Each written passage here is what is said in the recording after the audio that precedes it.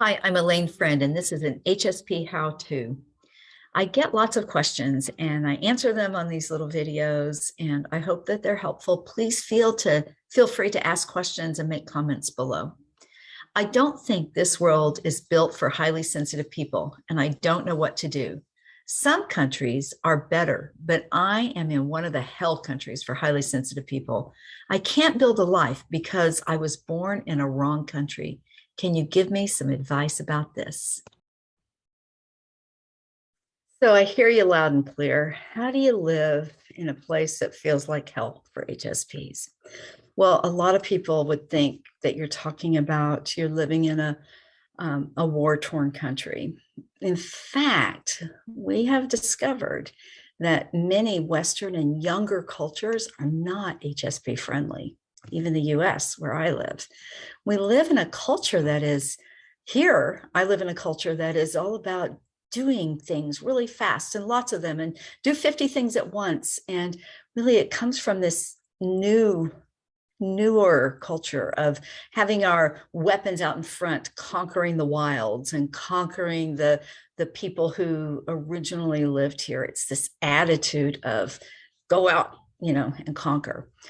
There are other ways that life can be, other cultures that can be pretty hellish for HSPs. How does a highly sensitive person live in a big city like New York City, for example, or in a war-torn country? Well, we adapt.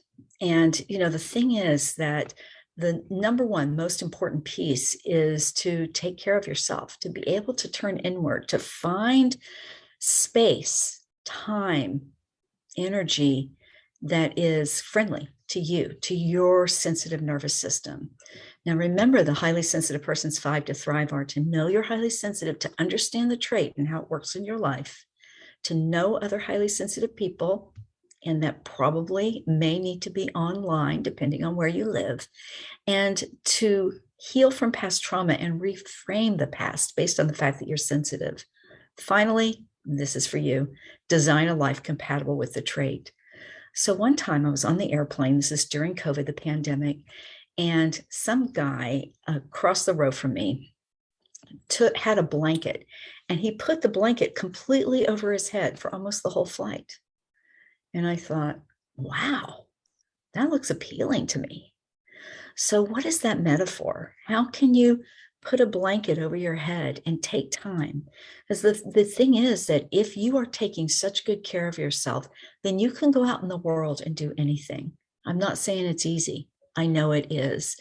But I want us to be more gentle, kind, and compassionate toward ourselves, and find those secret moments, find those noise canceling headphones, put them on with something very soothing, whether it's a beautiful book or beautiful music, or maybe it's just silence. Close your eyes and imagine, what is sanctuary to you? Where would you feel amazing as a highly sensitive person? Imagine it, see yourself there, be there with it, and then carry that with you inside. I'll give you one last tool. Write your story. Tell us about your country, your life. How is it hard? And what are the things that help you? And as you write it, get it out of your head so that you can then look back and have some perspective on it. That's looking at the big picture, as Elaine Aron says, or as I say, it's self-distancing. So step outside the window. My window's right here. Step outside the window and look in at your life and describe it from a little bit of a distance. Let me know how this helps with your perspective, because I know no matter where you live, that you can find a way to go within. This is your special gift, to go deep. So go deep within and nourish those parts of yourself. I wish you well living in HSP hell. I know you've got this. Let me know how I can help.